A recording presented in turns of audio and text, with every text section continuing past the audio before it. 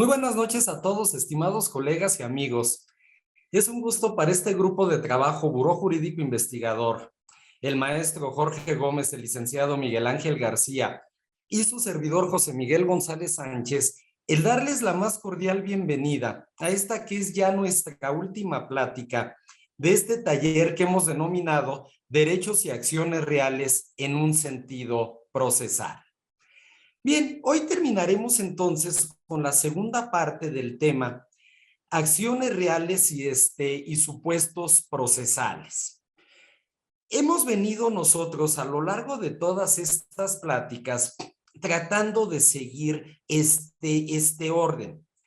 Primeramente, en un aspecto teórico, destinamos lo que fue la primera sesión al tema de la teoría de los bienes, la segunda y tercera de ellas a lo que son los derechos reales y estas dos últimas a lo que son acciones reales en un sentido procesal, acciones reales y supuestos procesales. Bien, todo esto tratando nosotros de seguir o de obedecer esta relación. Distinguimos nosotros de entre las cosas a los bienes. A partir de ello fue entonces que nosotros establecimos y definimos lo que son los derechos reales que se van a ejercer respecto de los bienes, para que con posterioridad entráramos nosotros al tema de las acciones reales y los supuestos procesales. Es decir, estamos nosotros aquí abarcando fondo y forma. Es decir, hablando nosotros de lo que es el derecho, hablando nosotros de lo que en este caso debemos de agotar para hacer efectivo este derecho, la acción que vamos a plantear, la vía que se va a seguir para poder plantear esta acción. Y en base a ello, pues ir estableciendo nosotros diversos caminos para llegar a todo esto.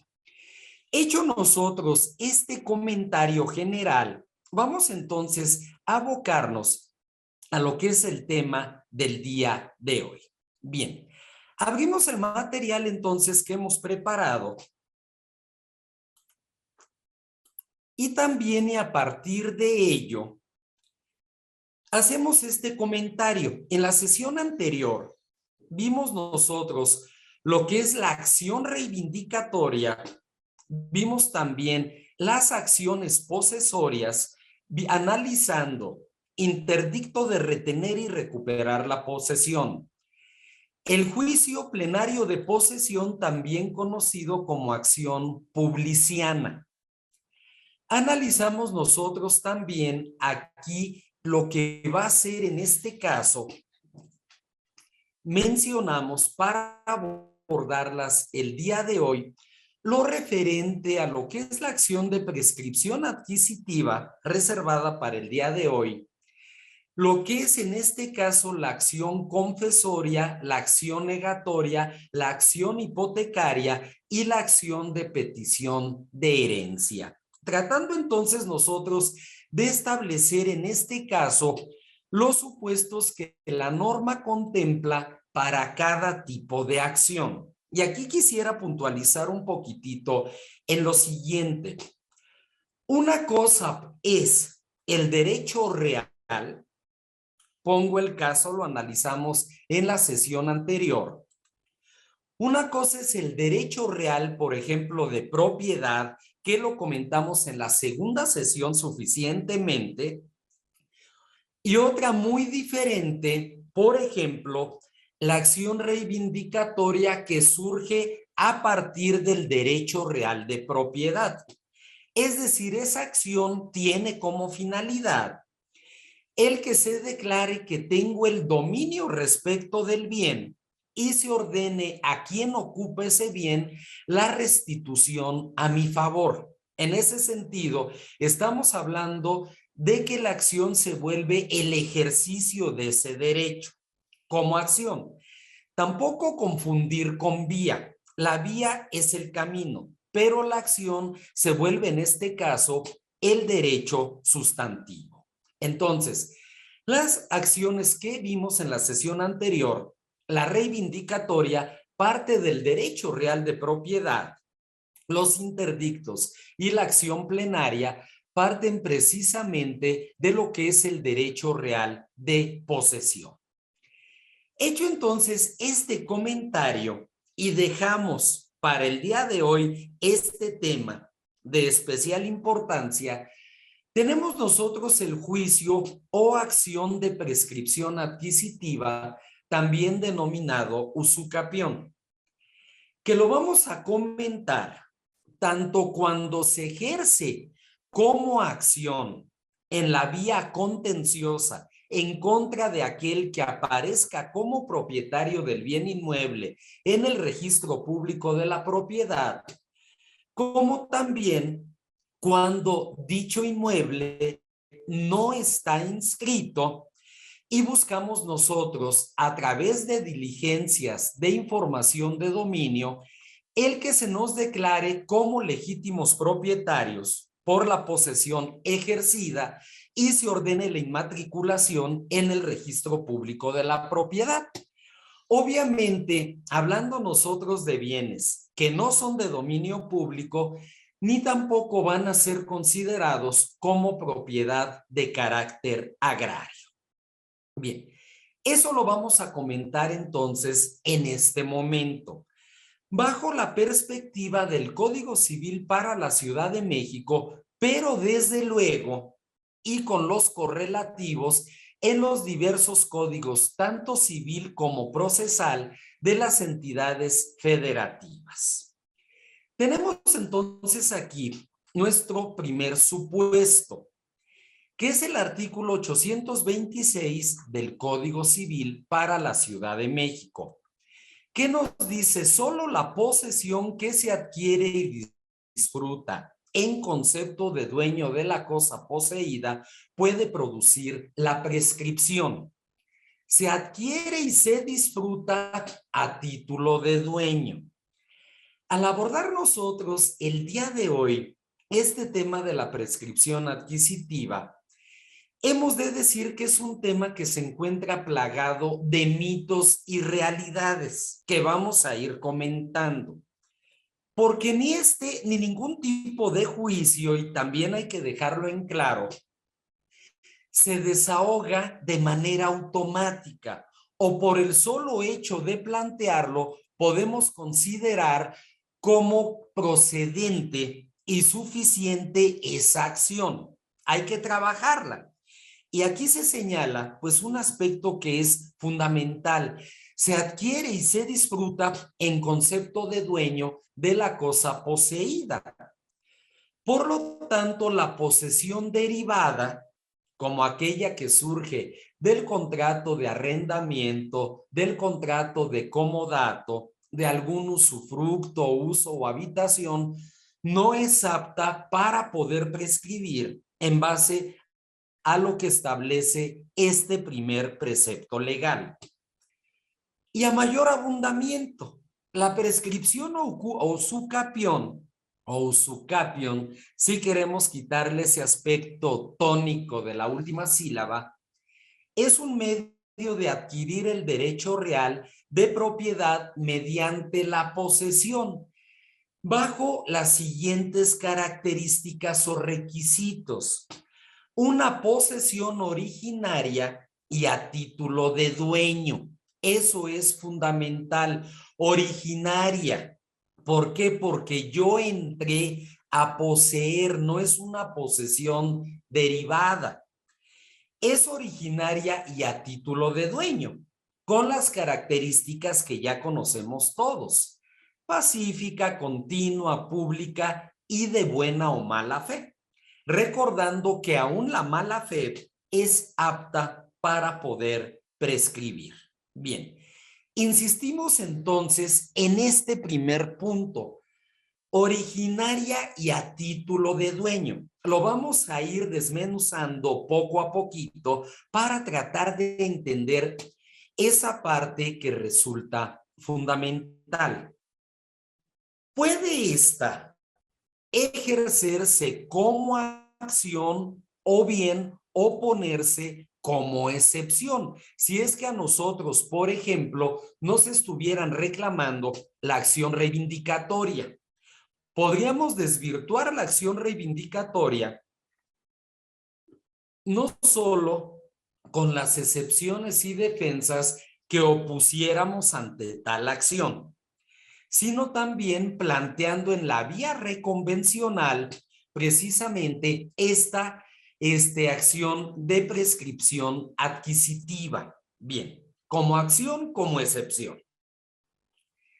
Ya sea que ésta se tramite en la vía ordinaria o en la vía oral, atento a lo establecido por el artículo 969 del Código de Procedimientos Civiles, también para la ciudad capital del país. Esto nos merece este comentario que debemos nosotros de dejar muy en claro. Bien, la vía tradicional es la vía ordinaria civil. Bien, hablando de la prescripción adquisitiva como una acción de carácter contencioso, ordinaria civil.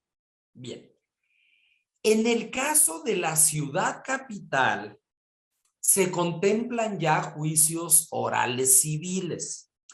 Y este artículo 969 que se cita aquí, habla de una vía oral, ya se contempla una vía oral. Y establece respecto de las acciones reales como supuesto de competencia, aquellas en las cuales el bien sobre el que se ejerce esa acción no tenga un valor superior a la cantidad de 757,365 pesos. Bien, en la ciudad capital, en el resto de las entidades federativas, la vía normal es la ordinaria civil, salvo que en esa entidad federativa se establezca alguna vía especial.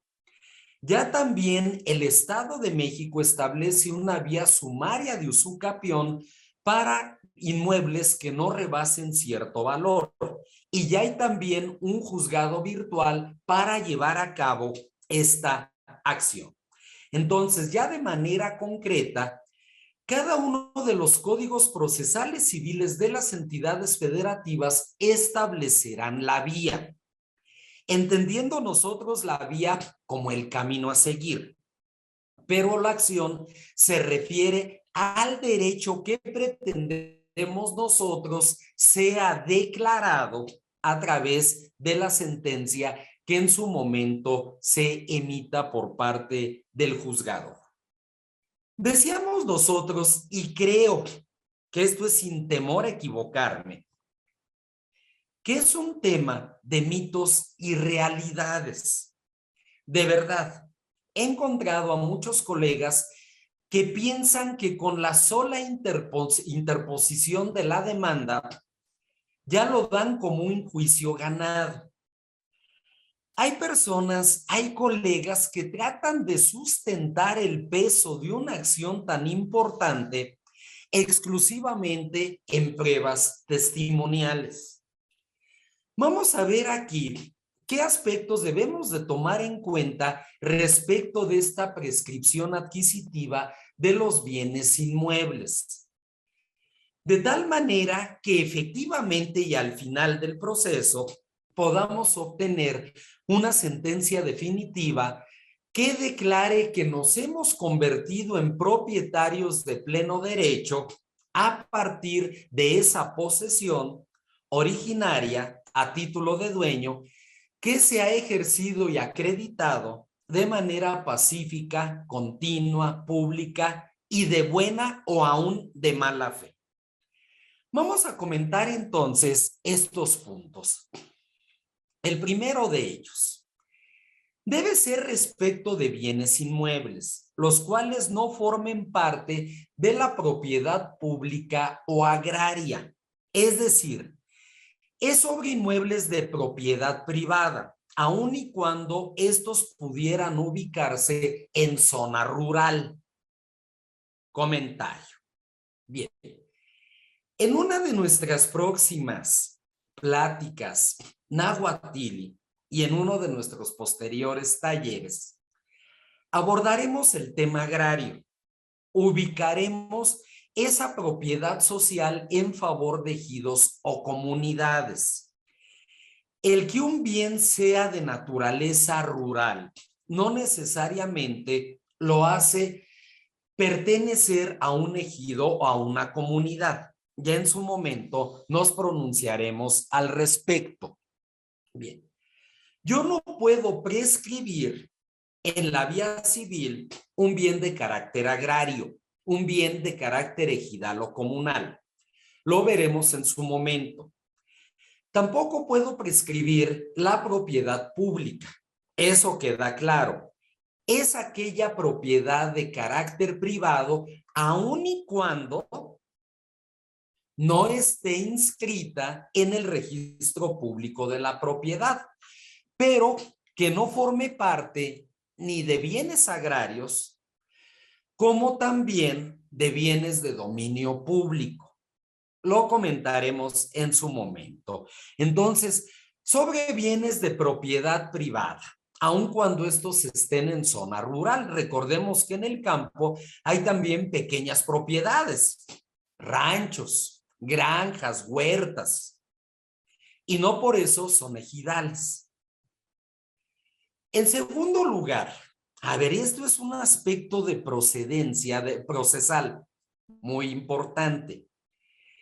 El documento principal que permite definir la vía a seguir para intentar la prescripción es, bien, vamos a ver dos supuestos. El primero de ellos, certificado de inscripción expedido por el Registro Público de la Propiedad y del Comercio de esa entidad federativa, por el cual nos permite llevar a cabo en la vía ordinaria civil o en la vía que cada legislación establezca la usucapión o prescripción adquisitiva del bien. Claro, nos visitan ustedes de muchas entidades federativas. Hoy vemos, por ejemplo, con gusto que nos está visitando también personas del estado de Tabasco. Desde luego del estado de Veracruz, del estado de Puebla, del estado de Jalisco, de Nuevo León, de Sinaloa, Ciudad de México, Estado de México, Querétaro, Hidalgo, etcétera, etcétera. No quisiera omitir ninguno. Sé que ahora cada entidad federativa denomina de forma específica ese registro. Instituto Catastral y Registral en Puebla. Instituto de la Función Registral en el Estado de México, Instituto de Seguridad Jurídica Patrimonial en el caso de Yucatán, Registro Público de la Propiedad y del Comercio en la Ciudad de México. Pero al final de cuentas, estamos hablando de registros públicos de la propiedad, aun cuando haya sido ya modificada esa denominación. Requerimos entonces de ese certificado de inscripción respecto de esta vía contenciosa, de esta vía que puede ser ordinaria o que puede ser cualquier otra que contemple la legislación local, pero de carácter contencioso. O bien, lo que nos dice aquí el segundo supuesto, un certificado de no inscripción, también expedido por la institución que acabo de comentar.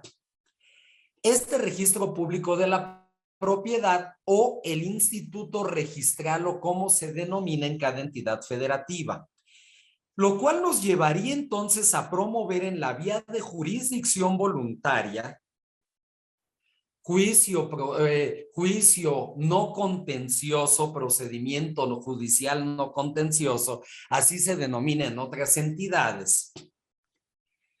Este entonces nos permitiría llevar en esa vía la información ad perpetuam o de dominio para poder adquirir el dominio pleno del bien. Es decir, la sentencia declararía que nos hemos vuelto ya propietarios a partir de esa posesión. y la consecuencia sería ordenar la inmatriculación de ese bien en el registro público de la propiedad. Obvio es que tendremos que presentar también una constancia del comisariado ejidal de la zona más próxima en que se indique que ese bien no es de carácter agrario, como también acreditar que ese bien no forma parte del patrimonio inmueble federal, estatal o municipal. Documentos entonces vitales para definir nosotros la vía. Vía contenciosa. Cuando el bien está inscrito, vía no contenciosa, cuando el inmueble no está inscrito, pero insisto, no es propiedad pública, no es tampoco propiedad ejidal o comunal. ¿Qué otros documentos son vitales? Esto sobre todo tratando de insistir en lo que he venido comentando.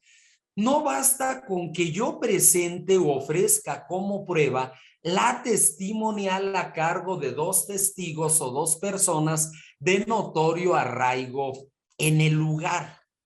Bien, esto valga la expresión, y hoy tenemos a varios amigos del estado de Veracruz. Esto es como la bamba, esto requiere un poquito de gracia y otra cosita. ¿Por qué? Bien. ¿Qué otros documentos resultan fundamentales para que prospere nuestra acción? La declaración para el pago del impuesto sobre traslación de dominio y otras operaciones con bienes inmuebles. Esto es fundamental. ¿Por qué? Porque esto me dota de una clave catastral. Esto me permite ya pagar impuestos, pagar el impuesto predial a nombre mío. Bien, puede ser que se le dé esta denominación general. Hoy también se habla de la declaración del pago del ISAI, el impuesto sobre adquisición de inmuebles, o bien la manera específica en que cada entidad federativa denomine a esta contribución o a este impuesto de traslado de dominio. Y iría entonces aquí de la mano este punto B, que son los recibos de pago del impuesto predial a nombre de la persona que pretende adquirir la propiedad.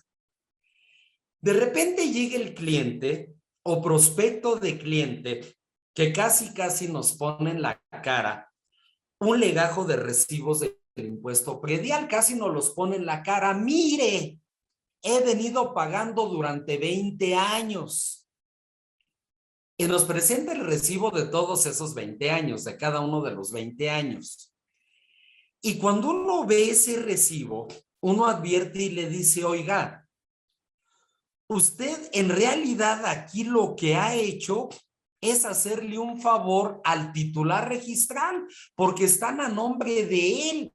No hay una declaratoria de traslado de dominio a favor de usted, ni mucho menos, ni como consecuencia de ello, recibos del predial a nombre de usted. Si estamos hablando de una posesión a título de dueño, pues no hay mejor acto que a título de dueño que el pago de contribuciones.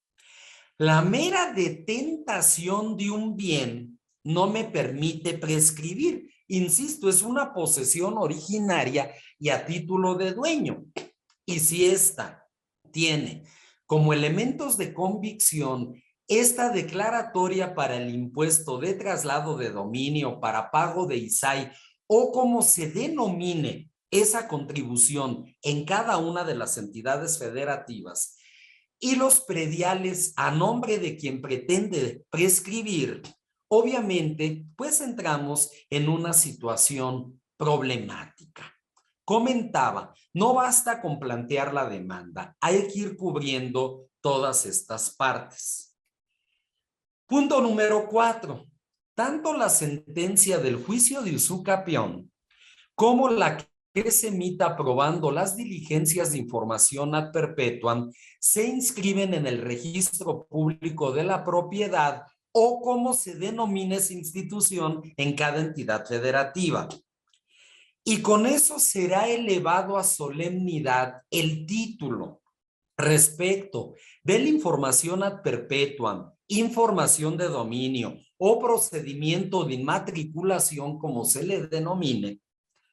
Se daría inicio al trámite de inmatriculación del inmueble en dicho registro público de la propiedad. La consecuencia de ese procedimiento de inmatriculación será que ese bien quede inscrito y le sea asignado un folio real electrónico que podrá ser consultado por cualquier persona. Recordemos que uno de los efectos del registro público de la propiedad es el efecto erga omnes, oponible ante terceros. Es a lo que vamos. No solo que declaren que me he convertido en propietario en virtud de que he venido ejerciendo esa posesión apta para prescribir.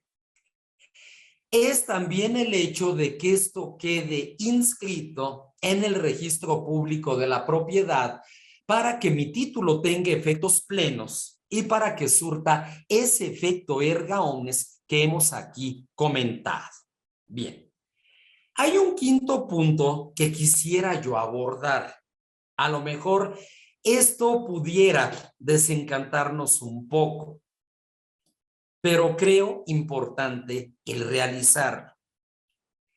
El promover cualquiera de estas vías, ya sea la acción contenciosa de prescripción adquisitiva o las diligencias de información ad perpetuam en jurisdicción voluntaria, dependiendo de cada caso en que nos encontremos, no nos exime de la responsabilidad penal que llegue a determinarse por actos de despojo o allanamiento del inmueble que esté en perjuicio del propietario o de otros poseedores del inmueble.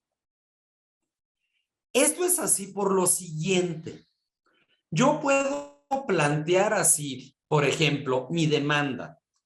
Desde el 5 de julio de 1980, entré a poseer de mala fe, de manera originaria y a título de dueño, este bien que hoy pretendo prescribir. He cubierto mis contribuciones, he realizado actos a título de dueño y hoy pretendo que se declare que ha prescrito a mi favor. Bien, puede ser un planteamiento. Nadie me dio posesión, yo me la di. Por eso soy poseedor originario y he venido ejerciendo actos a título de dueño. Pero esto no me exime de una posible acción penal en mi contra.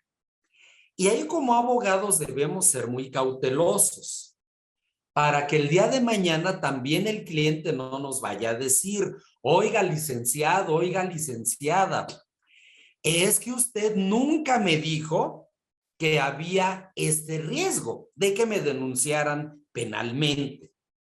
Bien, entonces hay que tomarlo en cuenta. Vamos a ver aquí un planteamiento, no es toda la demanda, pero es un planteamiento.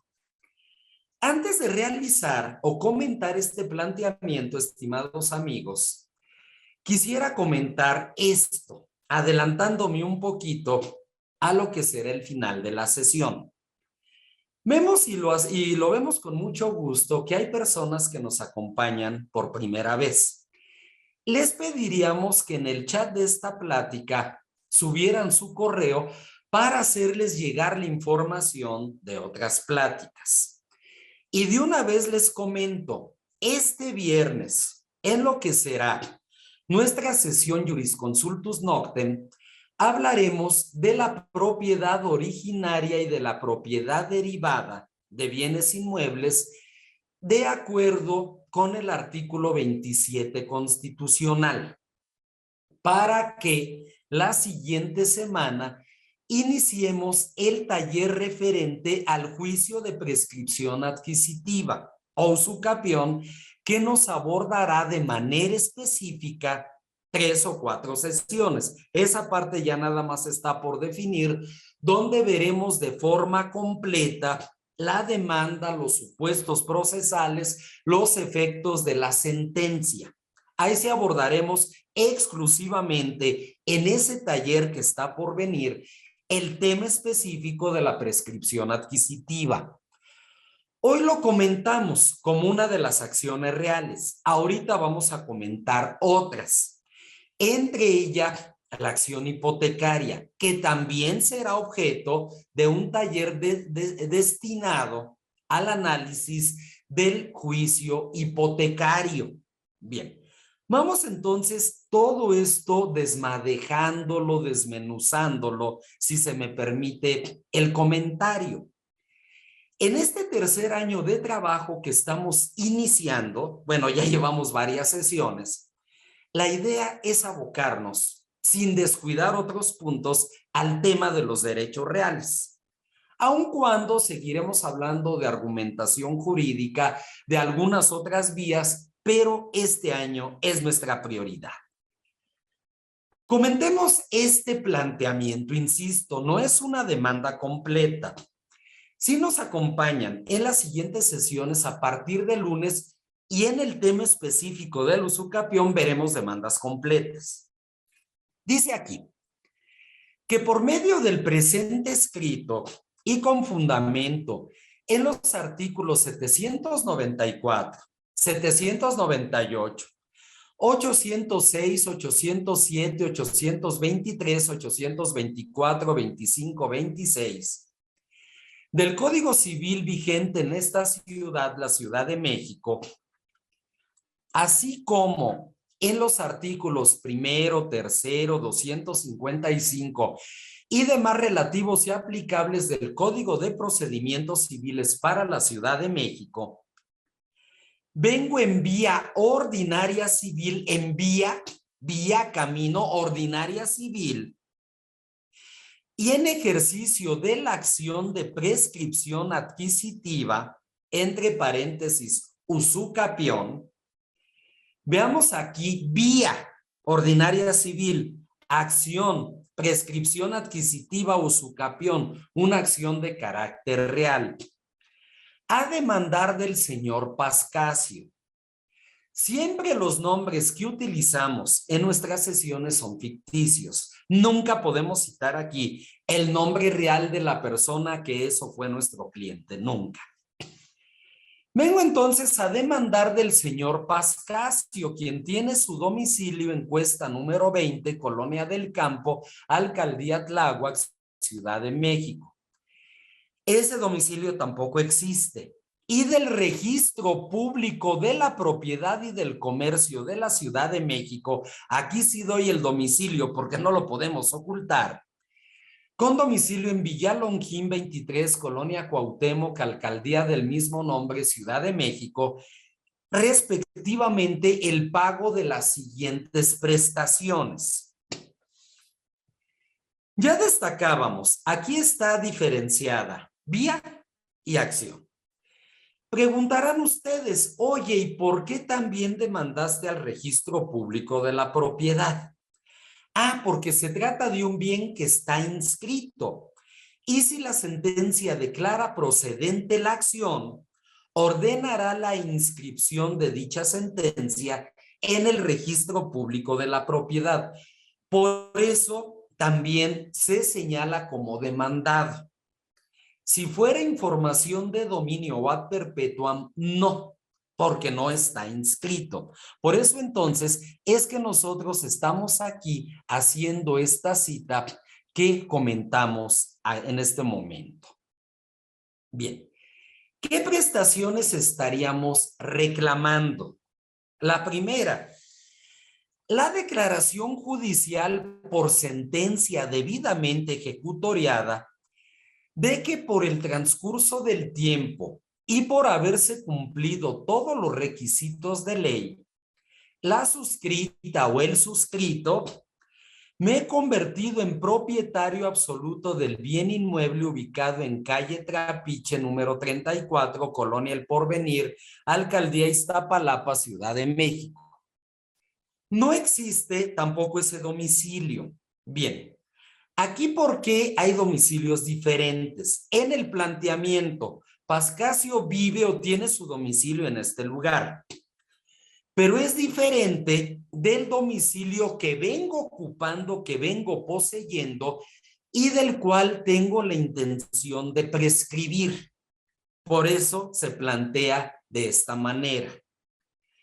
Esta es mi prestación principal, que se declare que me he convertido en propietario absoluto de este bien inmueble por el transcurso del tiempo y por haberse cumplido todos los requisitos de ley.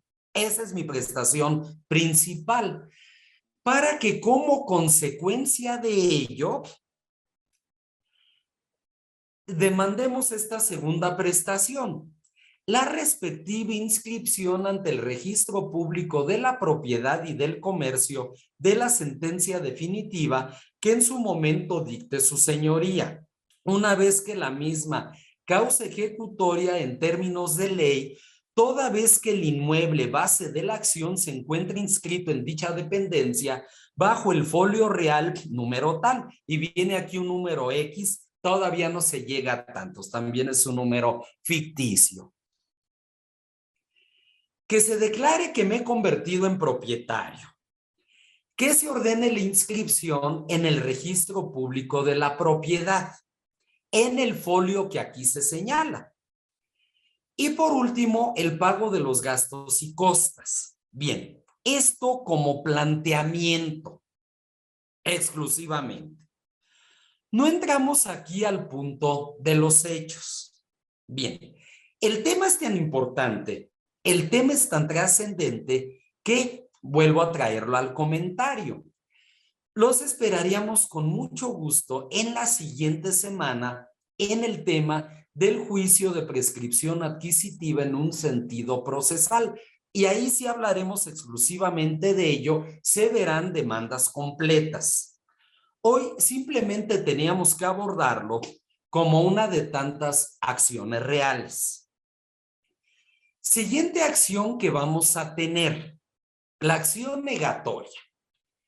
Comentemos el precepto legal que contempla esta acción negatoria, que es el artículo 10 también del Código de Procedimientos Civiles en la Ciudad de México y sus correlativos en los códigos de las entidades federativas.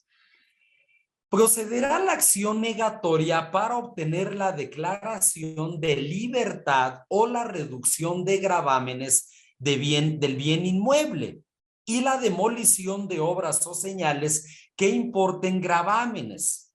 La tildación o anotación en el registro público de la propiedad y conjuntamente y en su caso, la indemnización de daños y perjuicios.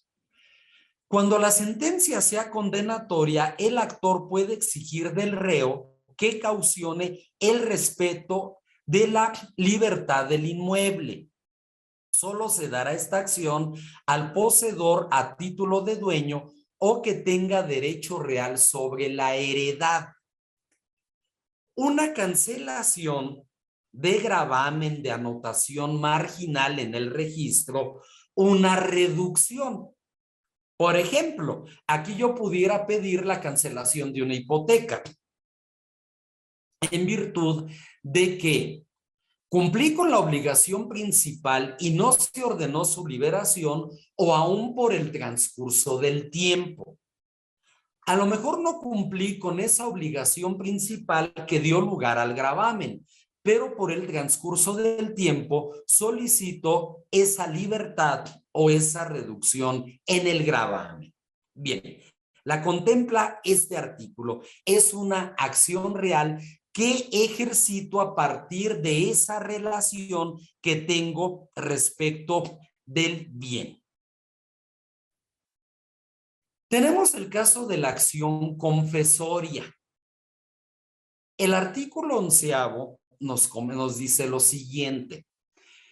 Compete la acción confesoria al titular del derecho real inmueble y al poseedor del predio dominante que esté interesado en la existencia de la servidumbre.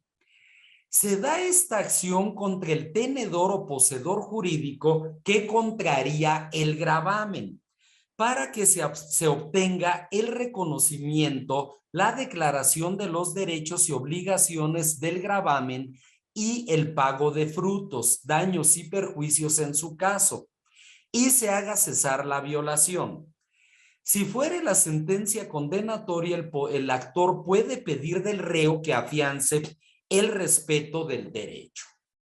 Es decir, entramos nosotros aquí al tema de la servidumbre y buscamos a través de ello el que se establezca a favor precisamente del predio dominante y en contra del predio sirviente la declaración de un derecho de servidumbre en cualquiera de sus modalidades contempladas por el Código Civil. Entonces, negatoria respecto de lo que es la cancelación o reducción de un gravamen. Confesoria respecto de la declaración o extinción del derecho real de servidumbre. Tenemos en siguiente lugar la acción hipotecaria. En los 2 años anteriores de trabajo hemos tenido ya el taller de la acción hipotecaria en un sentido procesal de 4 sesiones. Nos la han solicitado y nuevamente la presentaremos este año. Ya en breve les estaremos haciendo llegar la información de cuándo nuevamente traeremos al comentario este taller. Bien, ¿en qué consiste esta acción hipotecaria? Que también debemos de distinguir nosotros perfectamente. El artículo 12 del mismo código nos dice: se intentará la acción hipotecaria para constituir, ampliar y registrar una hipoteca, o bien para obtener el pago o prelación del crédito que la hipoteca garantice. Procederá contra el poseedor a título de dueño del fondo hipotecado y en su caso contra los otros acreedores. Cuando después de anotada la demanda en el registro público de la propiedad y contestada esta, cambiar el dueño y poseedor jurídico del predio, con este continuará el juicio. Vamos a hacer aquí la aclaración. La hipoteca es un derecho real de garantía que surge generalmente de una obligación principal. ¿Cuáles pudieran ser estas obligaciones principales? A lo mejor yo celebré un contrato de mutuo con interés, ya sea con alguna institución bancaria, financiera o incluso con un particular, por el cual el mutuante se obliga a entregarme la cantidad, pensemos, de 2 millones de pesos. Y yo como mutuatario me obligo a restituir esos 2 millones de pesos más el pago de un interés. Bien, esa es la obligación principal, la que deriva de este contrato de mutuo con interés. Pero puede establecerse también de forma accesoria el que se finque hipoteca respecto de un inmueble como garantía del cumplimiento de la obligación principal. Entonces, yo propietario consiento en que quede grabado el inmueble de mi propiedad como garantía en el cumplimiento de esa obligación principal. Obvio es que si yo dejo de cumplir, pues se puede pedir en la vía especial hipotecaria, en la vía ordinaria civil o en la vía específica que contemple esa entidad federativa, el que se haga efectiva la garantía y sacando el inmueble hipotecado a remate, se obtenga el pago de las prestaciones reclamadas.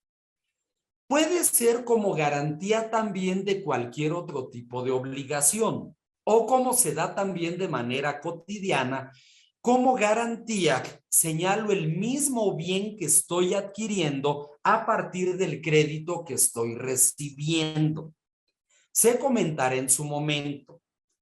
Esta acción, como se comenta aquí, puede ser para hacer efectiva esta garantía, pero también para constituir, ampliar o registrar una hipoteca. Obtener el pago, como ya comentábamos, de la obligación principal o que se determine la prelación del crédito que la hipoteca garantice. Un sinónimo de prelación, pues es un orden de preferencia. A eso se refiere. Y lo vamos a comentar porque es un tema actual. Hablaremos del contrato, hablaremos de la vía especial hipotecaria, hablaremos nosotros de la forma de hacer el cálculo de intereses. En fin, esperen ya pronto la información a ese respecto. La acción de petición de herencia. Bien. Se ejerce la acción de petición de herencia, y perdón por la forma en que lo voy a plantear, con un lenguaje coloquial, porque llegué tarde, ya hubo declaratoria de herederos en ese juicio sucesorio, y por no haber comparecido antes en su momento, pues no fui declarado heredero. Bien. O respecto de aquellos bienes que me corresponden, pero que detenta otra persona. ¿Qué supuestos legales se contemplan aquí para plantear esta acción de petición de herencia y en qué sentido se entiende como una acción real? Bien, el artículo 13 del ya precitado Código Procesal Civil para la Ciudad de México establece: la petición de herencia se deducirá por el heredero testamentario o habintestato o por el que haga sus veces en la disposición testamentaria, y se da contra el albacea y contra el poseedor de las cosas hereditarias con el carácter de heredero o cesionario de éste, y contra el que no alega título alguno de posesión del bien hereditario o dolosamente dejó de poseerlo. Entonces, esto me legitima precisamente cuando tengo este carácter de heredero, sea por la vía testamentaria, y ahí pudiéramos hablar tanto de heredero como de legatario, o bien en la vía intestamentaria, teniendo derechos, teniendo un entroncamiento con el autor de la sucesión que me permita ser declarado heredero. Bien, y entonces se va a dar precisamente en contra de lo que viene a ser en este caso el albacea. Bien, el albacea, para que yo sea reconocido heredero o legatario, o bien contra el poseedor de las cosas hereditarias con el carácter de heredero cesionario de éste, y en contra del que no tenga título ninguno de posesión del bien hereditario y dolosamente dejó de poseerlo. Entonces el planteamiento resulta muy claro. Y tenemos aquí, bien, el artículo 14. La petición de herencia se ejercitará para que sea declarado heredero el demandante.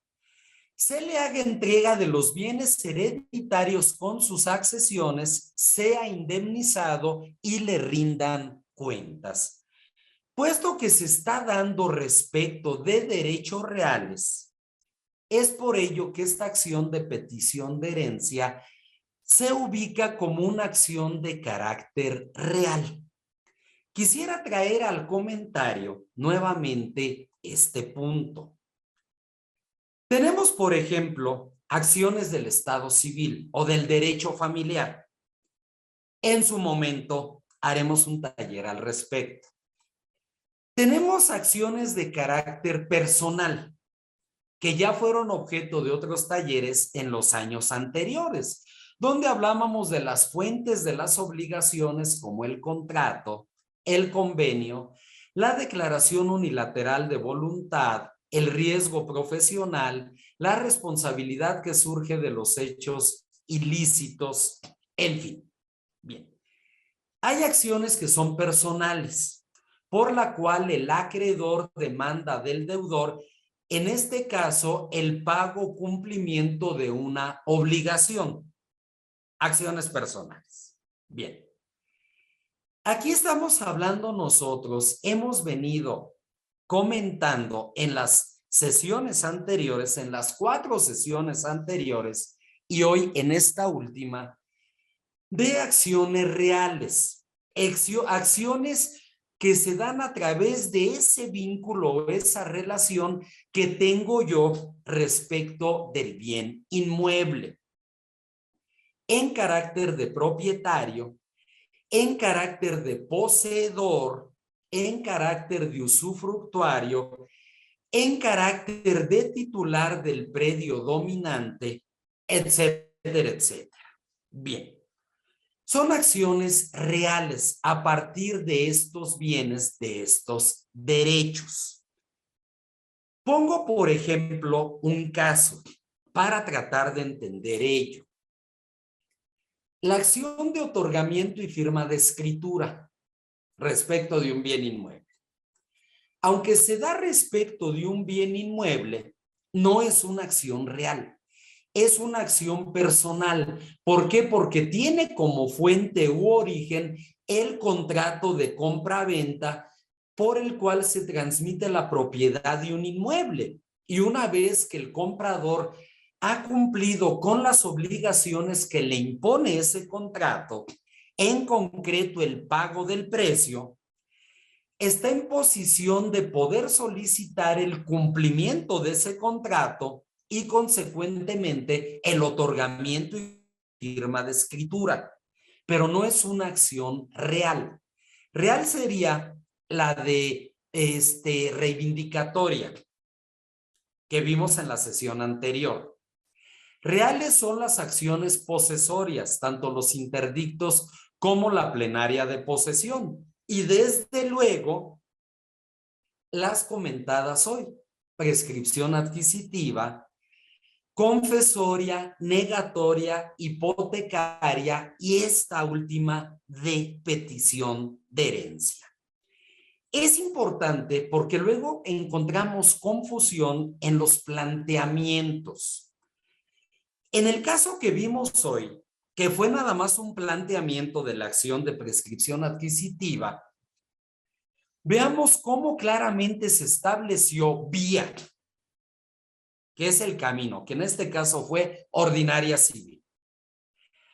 Acción real de prescripción adquisitiva. A partir de esta vía y esta acción, reclamo las siguientes prestaciones. ¿Respecto de qué? Respecto del bien inmueble sobre el cual pretendo que el juez declare que me he convertido en propietario de pleno derecho por el transcurso del tiempo. Y se ordena en consecuencia la inscripción de la sentencia en el registro público de la propiedad de esa entidad federativa. Bien. Es importante, y es un comentario, es un punto de vista, el hacer esa distinción. De repente hay planteamientos como este, que por medio del presente escrito vengo a demandar del señor Juan Pérez con domicilio en tal lugar el pago de las siguientes prestaciones. A lo mejor el juez lo toma por bueno, a lo mejor admite la demanda, pero no estoy indicando ni vía ni acción. Claro, dirán ustedes, pero vas a exponer tus prestaciones. Sí, pero es importante desde ese planteamiento, esta vía que estoy invocando porque me ubico dentro de los supuestos procesales para poder ejercer o plantear esta vía. Acción, a partir de mi derecho real que tengo respecto de este inmueble, demando el pago de las siguientes prestaciones. Determino mi prestación principal y a partir de ello voy derivando aquellas prestaciones accesorias que surgen como consecuencia de la prestación principal. Bien, pues es entonces esta plática, estimados amigos, tanto una conclusión de este tema que hemos venido abordando en estas 5 sesiones, fundamental, y se vuelve también al mismo tiempo el preámbulo de lo que será nuestro siguiente ciclo de pláticas. Yo les agradezco a nombre de este grupo de trabajo su presencia el día de hoy, su presencia también aquellos colegas, aquellos amigos que nos acompañaron en las sesiones anteriores y quedo como siempre a sus órdenes para cualquier comentario o duda. Muchísimas gracias y basta con que abran su micrófono para exponer su duda.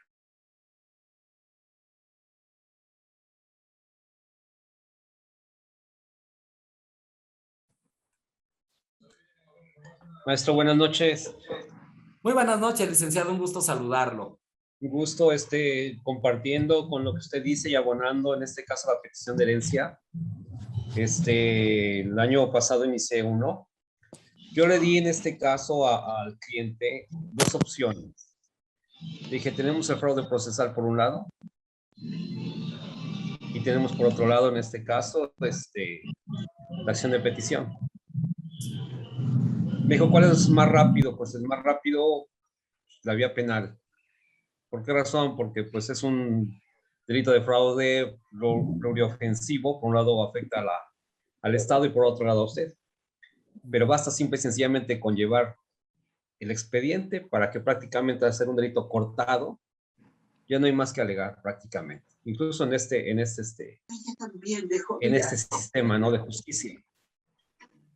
Adelante, pero ya después me habló, oiga, ¿sabe qué? Es que el hermanito dijo que no quiere ver a su hermano en la cárcel. Ok, pues nos vamos a petición de herencia. Cuando empieza a burlarse de ellos porque había ya derrochado los bienes, digo, pues lo que gusten, no, ¿sabe qué? Ahora sí, vayas, vámonos a la denuncia. Se empieza a copar, hasta que, ¿sabe qué? Cambio de abogado, le hablo a un abogado, vamos a un arreglo. Perfecto. Y eso es lo que estamos ahorita. Entonces, todo lo que usted nos dice es tan importante saberlo, manejarlo, plantearlo, ver qué nos sobra, qué nos falta. Porque pues no sé en qué momento esta persona pues optó, ¿verdad?, de 4 o 5 hermanos que tenía, más la viuda del padre, que era la concubina de hace 16 años, pues se fue solo. Y así surgen lo que usted llama, ¿no? O sea, pues parecen novelas, ¿no? Es un mundo medio fantástico, pero pues es de lo que nosotros, para lo que nos pagan, ¿no?, para arreglar las cosas. Muchas gracias, maestro. Muy buenas noches. Al contrario, licenciado, muchas gracias a usted. Y efectivamente, pues es un caso muy concreto. ¿Por qué? Porque obviamente quien denuncia esa sucesión sabe de mi existencia, sabe de la existencia de ese derecho y conociéndolo no pidió que se me notificara la radicación de esa sucesión. Entonces, efectivamente, se tipifican estas conductas tal y como usted lo establece. Hay una parte que poco se comenta, que es la parte final que calzan nuestros escritos legales. Protesto lo necesario, el famoso juramento de mancuadra, que aquí no es juramento, aquí es una protesta de ley. Pero al protestar en base a la ley, al protestar conforme a derecho, pues asumo la responsabilidad de aquella conducta indebida dirigida, pues precisamente a situaciones como el que no se me reconozca como heredero, cuando en este caso tengo ese derecho. Incluso ya en alguna ocasión tuvimos el comentario del juicio de nulidad de juicio concluido, la acción de nulidad de juicio concluido, que alguna vez volveremos a traer al comentario, respecto de un sucesorio donde hubo sentencia de adjudicación y donde jamás se llamó a las personas que tenían derecho. Entonces, muy interesante el comentario que nos hace el licenciado Bolaños. Muchas gracias. ¿Algún otro comentario, alguna otra aportación de su parte? Bien, pues queremos, si se adelante. Sí, oiga, sí, fíjese que eso que usted dice de protesto lo necesario. Hace años, porque había un juez que dijo en este caso que faltó bajo protesta decir verdad. Y yo pues estaba chavillo. Digo, oiga, pero ahí dijo mi clienta, protesto lo necesario. Y no, me mandó casi a la nocturna. Me dice, ¿sabe qué? No, instrúyase bien. Ese es un saludo para mí. Y desde entonces no lo pongo, ¿eh? O sea, así, ¿eh? Y sí, hice de investigación, y no es más que una frase de cortesía. Dejé de usarlo. Igual el C, igual dejé de usarlo, tiene tiempísimo, ¿no? Pero sí son días que de repente uno trae. Yo digo, desde chavo lo aprendí con ese trancazo que me puso, pues. Y oiga, pero es que esto es un bajo protesta, ciudad, pues eso ponga, porque eso, decir bajo protesta, ciudad, eso significa actuar bajo protesta, decir verdad, pero decir protesta necesario, me estás saludando únicamente, es una frase de cortesía, abogado. Perfecto. Igual, ¿no? En este caso, en amparo, pues ahí dice, ¿no? Bajo protesta, decir verdad, manifiesto los hechos que me constan. Entonces, es abono a lo que plantea este maestro. Muchas gracias, buenas noches.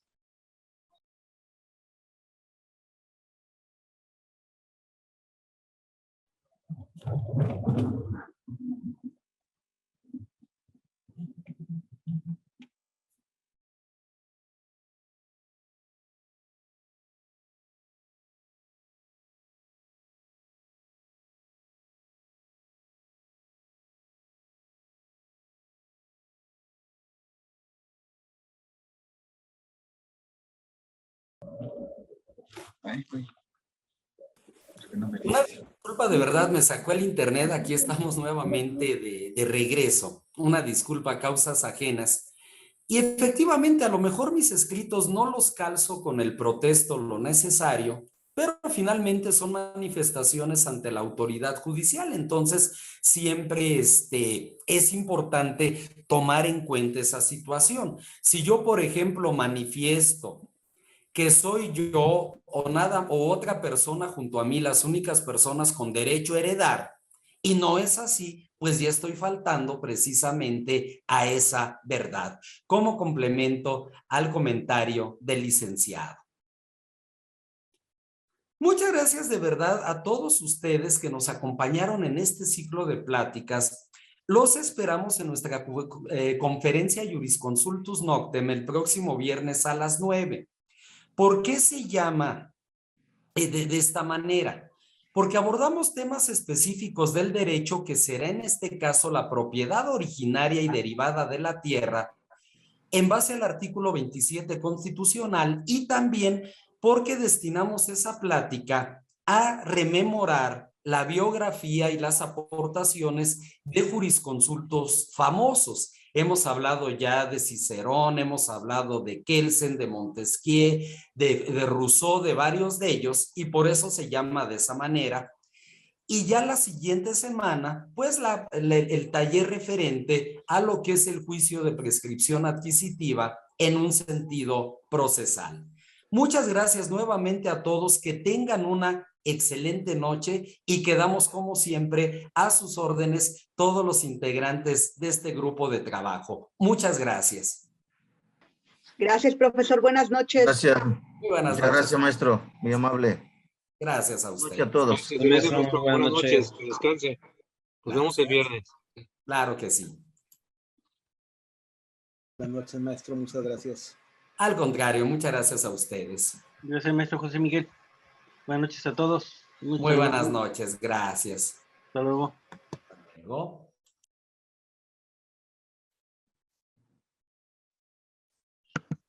Gracias.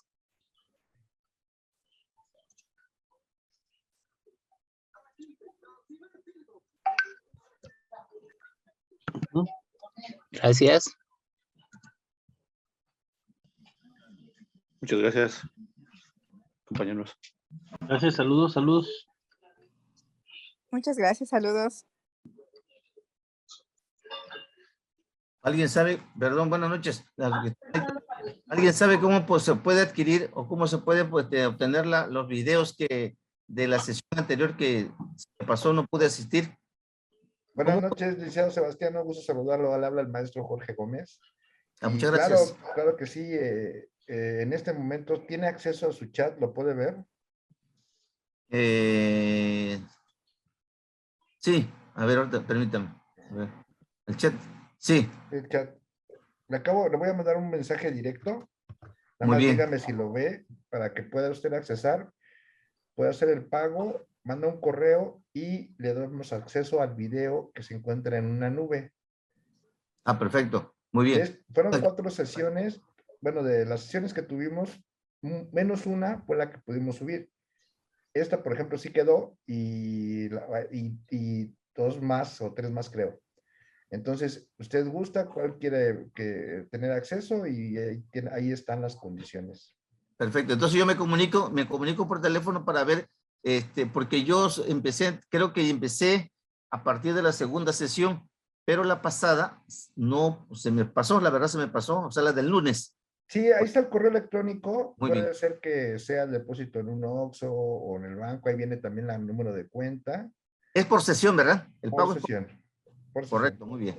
Muy bien. Entonces, mande ya sea a cualquiera de los 2 teléfonos una fotografía del depósito. Sí. Y su correo electrónico y nombre completo y grado académico para su constancia de asistencia. Con el correo electrónico le vamos a dar acceso al video. Todo va a ser por correo electrónico. El video está en una nube en el cual es totalmente personalizado. A usted le va a llegar un icono para que pueda ver, accesar las veces que sea que usted quiera, que esté ese video, verlo, pero nada más usted. No puede mandarle otro correo, no lo puede repartir, no lo puede bajar, no lo puede editar. Entonces, gracias por su confianza. Estamos a sus órdenes y también esperamos el próximo viernes y la próxima semana. Claro, sí, claro que sí. Buenísima la que viene, ¿eh? La que sí, va a iniciar el miércoles inicia, pero va a estar muy buena, altamente recomendable. Quien quiera subir su correo también para enviarle los links, porque los links los mandamos también directos y me encuentro a sus órdenes. Soy el maestro Jorge Gómez. Muchas gracias y buenas noches. Muchas gracias, maestro, muy amable. Perdón, solamente el depósito ese es ahí donde dice nada más, ¿verdad? No es en OXXO ni nada, ¿verdad? Ese en el... No, ahí viene el número de cuenta. Es un número de cuenta perfecto. son 4 y 6 dígitos. Sí. Ese número de cuenta usted puede ir al Bancomer o puede ir a un OXXO y ahí puede hacer los depósitos de las conferencias que usted guste. También en el OXXO se puede. También en el OXXO se puede. Muy bien, perfectamente. Bueno, muchas gracias, le agradezco la atención, muy amable. Pase buenas noches. Estoy a sus órdenes, buenas noches. Este grupo de trabajo está a sus órdenes. Que tengan una excelente noche. Maestro, una última. Oiga, maestro, ¿se puede ver nada más con la ficha de Bancomer mandárselo al teléfono? El celular es WhatsApp, el que pone. Sí, claro. Si usted me manda el WhatsApp, perfecto. Nada más que lo que sí necesitamos es el correo, Lick. Ok, perfecto. O donde me llega el correo, ahí mismo puedo revirar la ficha. Es correcto también. Perfecto, ya está. Gracias, maestro. Buenas noches. Muchas gracias. Gracias. Doy por terminada la conferencia. Gracias.